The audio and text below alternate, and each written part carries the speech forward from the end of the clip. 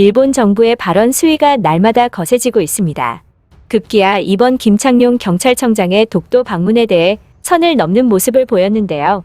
NHK는 한국의 경찰청장이 독도라고 부르며 영유권을 주장하는 시마네현 다케시마를 방문한 것에 미스노 히로카즈 관방장관, 하야시 외무상 등의 고위 관리들이 일제히 한국에 엄중한 항의를 전달했다고 보도하며 특히 치안 총감인 경찰청장이 독도를 방문하는 것은 지난 2009년 이후 12년 만이라며 일본 정부가 절대 용납할 수 없다는 강경한 자세를 보였다고 전했습니다. 히로카즈 관방장관은 공식 브리핑에서 다케시마는 역사적 사실에 비춰서나 국제법상으로나 명백히 일본 고유의 영토라며 우리나라의 영토와 영해, 영공을 위협한다면 일본의 단호한 결의를 볼 수 있을 것이라고 강조했습니다.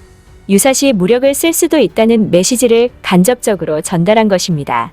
그러나 일본의 거친 압박에도 정작 대한민국은 평화로우며 비상이 걸린 건 오히려 일본입니다.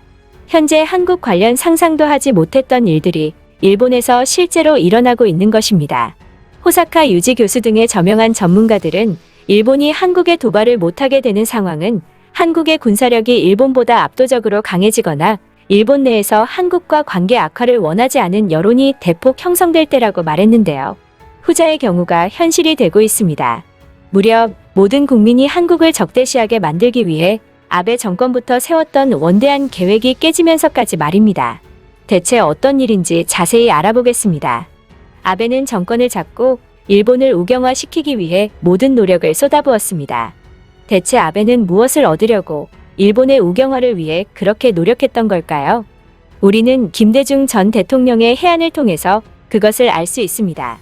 김대중 전 대통령은 2006년 10월 11일 전남대에서 한반도의 현실과 사대국이라는 강연회에서 다음과 같이 말했습니다. 최근 일본을 보면 급격히 우경화하고 있습니다. 그것은 일본 사람들이 자기 손으로 민주주의를 안 했기 때문에 그런 겁니다. 전후에 군국주의 하다가 갑자기 항복하고 나서 메가더가 들어와서 민주주의를 하라고 하니까 민주주의를 한 겁니다.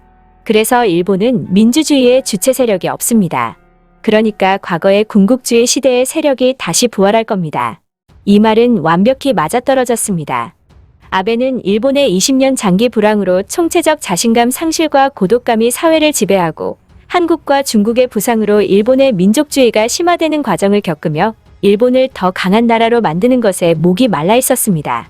그래서 국방력이 곧 국력이라는 말도 있듯 아베는 군사적으로 강한 나라가 되는 것을 꿈꿨습니다. 하지만 일본은 과거 전쟁 범죄를 일으킨 나라이기에 이를 실행하는 데는 많은 어려움이 따랐고 급기야 아베는 역사 문제를 선과 악이라는 이원론으로 보는 것에 반대한다고 주장하기 시작했습니다. 즉, 일본은 과거사의 잘못이 없고 그 잘못을 반성해야 한다고 생각하지 않으며 일본의 다음 세대에게도 과거사의 잘못을 가르치지 않겠다는 것입니다. 이를 위해 가장 필요한 것이 혐한이었습니다. 군사력을 키우기 위해 가상의 적과 악을 찾아야 했고 국민들에게 혐한을 주입시키며 일본이 강한 군대를 가져야 하는 정당성을 만들어야 했기 때문입니다. 그리고 여기서 바로 아베가 전 국민에게 혐한 사상을 주입시키기 위해 쓴 대표적인 전략이 혐한 서적이었습니다. 일단 본인 자체가 일본은 과거에 잘못이 없다라는 혐한성 서적을 내며 떠올랐던 사람이었기에 국민을 선동하는데 혐한 서적만큼 좋은 수단이 없었다고 판단한 것입니다. 일본은 언론과 문화를 무기로 일상의 심장부에서 혐한 사상을 생산해냈고 그 결과 우경화의 움직임이 민간 차원까지 불같이 번지게 되었습니다. 정부의 지원을 받은 출판사들, 심지어 방송사와 언론사까지 혐한이 돈이 되는 것을 알고 이른바 혐한 비즈니스를 미친 듯이 하기 시작했으며 2010년 이후부터는 아베의 바람대로 온라인 중심으로 이뤄졌던 혐한 활동이 오프라인으로 확대됐습니다. 전국적으로 혐한 바람이 분 것입니다. 오죽하면 2014년 8월 유엔의 인종차별 철폐위가 일본의 차별금지법을 만들 것을 권고했고 자민당과 아베도 유엔과 미국 등의 국제사회의 시선을 의식한 것인지 혐한 시위는 부끄러운 일이라며 규제를 검토하겠다는 성명을 냈지만 어떠한 적극적인 규제도 내지 않았고 불과 2개월 후에 아베가 악명 높은 극단적 혐한 단체인 제트케 인사와 기념사진을 찍은 게 퍼지면서 큰 논란이 일게 됐습니다. 주한 일본 대사가 혐한 서적을 내는 나라이니 놀랄 일도 아니죠. 그러나 일본의 새로운 세대를 중심으로 한국에 대한 인식이 달라지기 시작했고 진실을 똑바로 마주하려는 이들이 생겨나고 있습니다. 한국이 일본에 지대한 영향력을 미치며 이전에는 상상하기 어렵던 일들이 실제로 일어나고 있는 것입니다. 그 결과 우경화의 나라인 일본에서 한국 서적이 무려 혐한 서적을 밀어내는 초유의 사태까지 발생했습니다.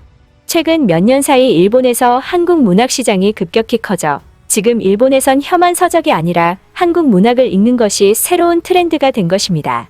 이는 일본 내 한국 책의 점유율이 매년 대폭 높아지고 김수현 작가의 나는 나로 살기로 했다가 50만 부가 팔리며 대형 베스트셀러가 된 것이 증명하고 있으며 매년 일본에서 한국 서적 행사를 여는 김승복 대표는 10년 전만 해도 일본 대형 서점에는 한국 책과 관련한 코너가 아예 없었는데 지금은 어디서든 흔하게 한국 섹션을 볼 수 있다.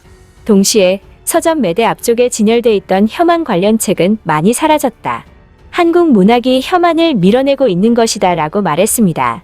국가 전체의 한국 적대화를 위해 혐한 서적 전략을 내세운 아베의 원대한 계획이 무너지고 있는 것입니다.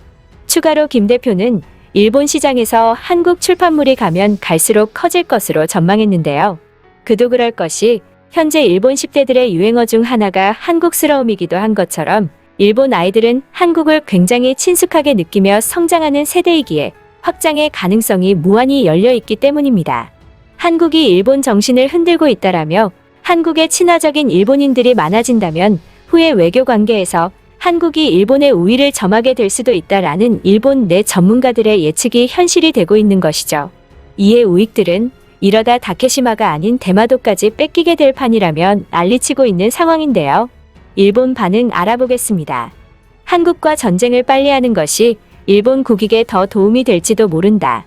한국 열풍은 국가가 나서서 개입한다고 하더라도 막을 수 있는 수준을 지났다. 한국과 극단적인 상황까지 끌고 가야 한국 좋아하는 놈들이 정신을 차릴 것이다. 그냥 일본이라는 국가 망하게 내버려둬라.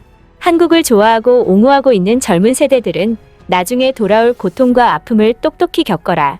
한국은 중국과 북한보다도 더 지독한 국가다.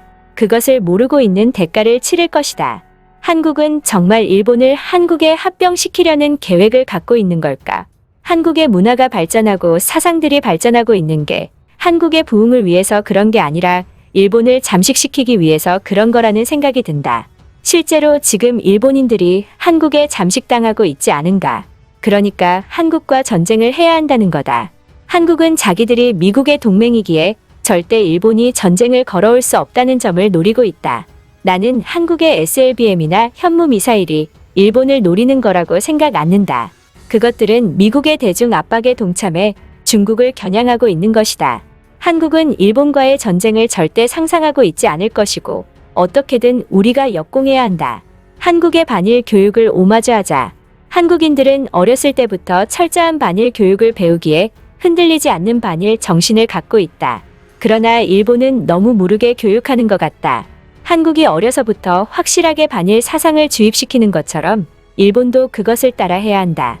끝까지 시청해주셔서 진심으로 감사합니다.